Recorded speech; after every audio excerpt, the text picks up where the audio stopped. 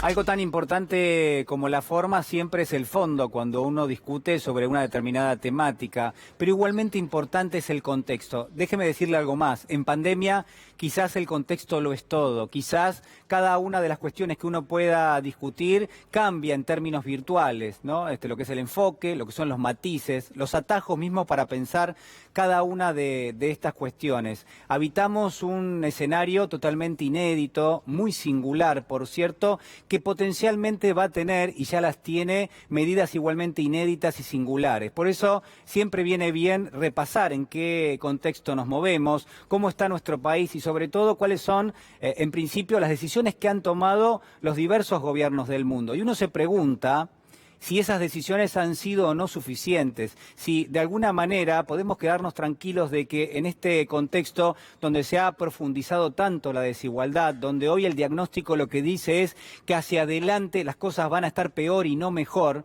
porque este es el diagnóstico que están pensando aquellos que conocen precisamente de cuestiones como la salud, como la economía, como el bienestar social. Lo que dicen es, atención señores, porque lo que viene es mayor desigualdad, una profundización realmente de la pobreza en la Argentina y también en el mundo. Entonces las preguntas seguramente cambian. Algunas cuestiones que me parece importante repasar antes de meternos en las discusiones locales.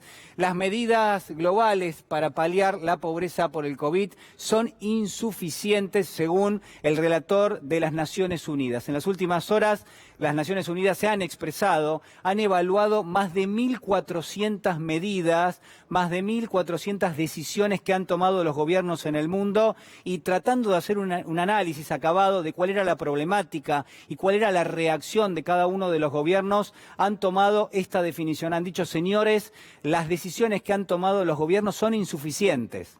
Y esto nos lleva, por supuesto, a plantearnos si en gran medida esa desigualdad que estaba vigente, más vigente que nunca antes de la pandemia, ahora va a cambiar y, en todo caso, ¿por efecto de qué?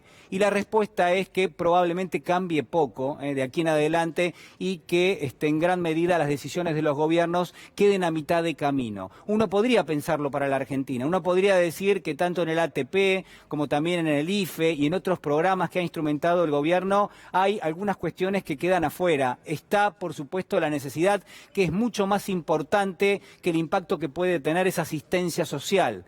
Pero, por supuesto, también habrá que ser contrafáctico y pensar qué hubiese pasado si el Estado no hubiese estado ahí. Y la respuesta es seguramente peor. Otra de las cuestiones es cuál es el mundo que nos espera, cuáles son los diagnósticos que se hacen. Déjeme compartir con usted lo que dice el Premio Nobel de Economía, Joseph Stiglitz, que hace una evaluación y que quizás en algún momento, hace algunas semanas, le digo más, lo que decía es, mire, hay una posibilidad de que de aquí en adelante las cosas empiecen a ir un poquito mejor. ¿Por qué? Porque se va a tomar conciencia de cuáles fueron los errores que nos trajeron hasta aquí. Y hay muchísimos errores. Muchos tienen que ver con decisiones de política económica. Muchos tienen que ver con el impacto de esas decisiones en materia social. Pero quizás hoy el diagnóstico es distinto. ¿Por qué? Porque se está analizando cuáles son las reacciones de los distintos estados, y yo pongo también entre paréntesis, y de todas las sociedades en el mundo, y las respuestas son negativas. Entonces, Joseph Stiglitz lo que dice en este artículo que registra la CNN es que el COVID-19 ha marcado la economía global, pero dice, pero no es demasiado tarde para cambiar de rumbo. Él, un poco lo que explica en este artículo, que ha sido publicado en prácticamente todos los medios del mundo, por lo menos aquellos a los que les importan las decisiones de carácter económico, lo que dice es, miren, hasta ahora al menos las decisiones no han estado del todo erradas, pero tampoco han sido tan efectivas. Pero está claro que si uno quiere empezar a torcer el camino, sobre todo en las sociedades donde hay mayor desigualdad, ese camino, en principio, tiene que tener como una referencia que se tomen decisiones inéditas, singulares, que no se habían tomado hasta ahora. Y la verdad que eso no está pasando. Entonces, ahí es donde quizás, de alguna forma, uno podría pensar que lo que se define en la Argentina por estas horas es ni más ni menos que esto, que la posibilidad de torcer el rumbo, que la posibilidad de trazar un camino distinto al que nos trajo hasta aquí, y por supuesto las discusiones van a ser otras. Y esas discusiones van a hablar tanto de un impuesto extraordinario a la riqueza, por ejemplo, como también pueden hablar de la posibilidad de extender lo que es el IFE, este ingreso familiar extraordinario, y transformarlo en una renta universal. Y por supuesto también vamos a hablar de la coparticipación, porque en definitiva muchas veces nos quejamos de que discutimos cualquier cosa, pero debajo de esa capa, lo que existe es justamente la discusión por la distribución del ingreso en nuestro país. Es siempre, cada hora y cada minuto, la misma discusión por cómo se distribuye la riqueza en la República Argentina. Algo de esto decía el presidente de la Nación, Alberto Fernández, cuando hablaba precisamente de la coparticipación. Nosotros somos un gobierno nacional de un país federal, que a lo largo de los años se ha construido de un modo muy desigual, de un modo muy poco equitativo, de un modo muy poco equilibrado, que ha sido construido de tal modo que exista una suerte de país central y existe una periferia en el sur y una periferia en el norte, que allí donde los recursos abundan se distribuyan de otro modo para aquellos que los están necesitando. Porque todas las políticas que nosotros tomamos no son políticas en perjuicio de nadie, son políticas en favor de la gente. Lo que se discute hoy es, de alguna manera, lo que discutimos siempre. Lo que pasa es que a veces tiene otro tono, a veces son otras las cuestiones que toman la esfera pública, a veces son otras las cuestiones, otra la agenda que toman los medios, pero lo que está debajo siempre y en todo lugar habla de la justicia social, habla de cómo vamos a distribuir la riqueza en la República Argentina y habla también de aquellos que quieren mantener sus privilegios a costa prácticamente de enfrentar a los argentinos. Son los que se alimentan de la grieta permanentemente, una y otra vez. Son los que eligen leer grieta en cada una de las cuestiones que se plantean en la esfera pública y por supuesto que hay que rechazar ese camino. Mire, en el día de ayer se esperaba con muchísima expectativa la respuesta del jefe del gobierno porteño, de Horacio Rodríguez Larreta, y escúchelo conmigo para tratar de analizarlo. Hoy es la coparticipación de la ciudad. Mañana le puede pasar a cualquier provincia. Nuestra historia está llena de decisiones y situaciones de discrecionalidad del Poder Ejecutivo Nacional.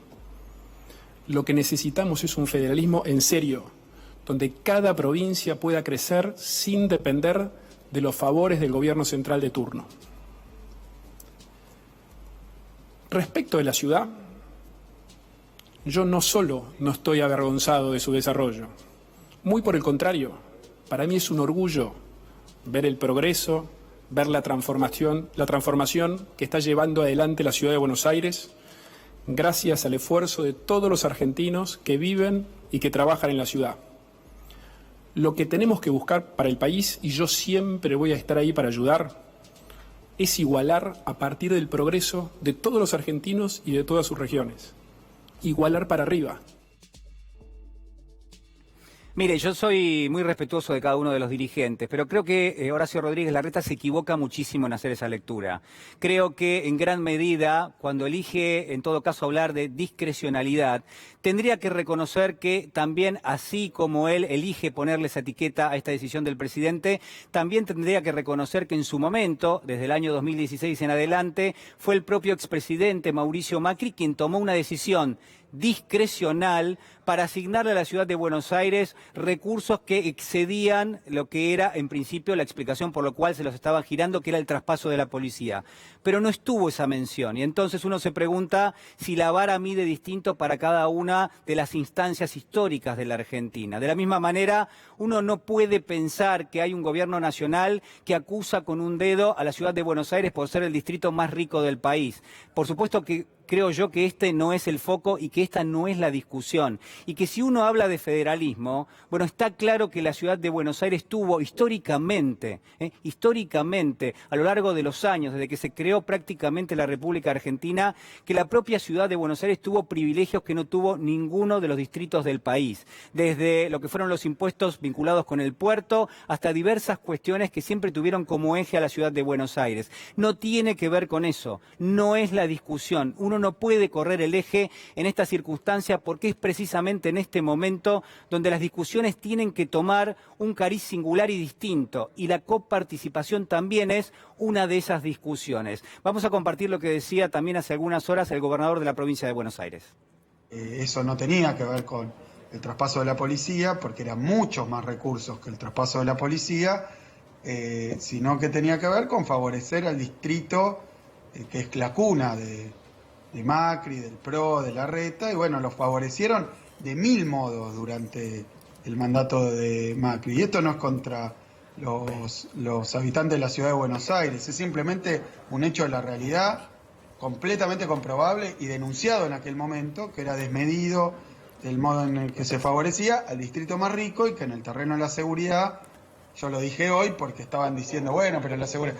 A ver, la ciudad de Buenos Aires tiene no solo el doble de policías por habitante, sino además que cuando uno lo mira por la situación territorial, por el tamaño, la dimensión que tiene, si lo compara con la provincia, porque la verdad que esta comparación es la que establecieron ellos, si lo compara con la provincia, bueno, nosotros tenemos 307.000 kilómetros cuadrados para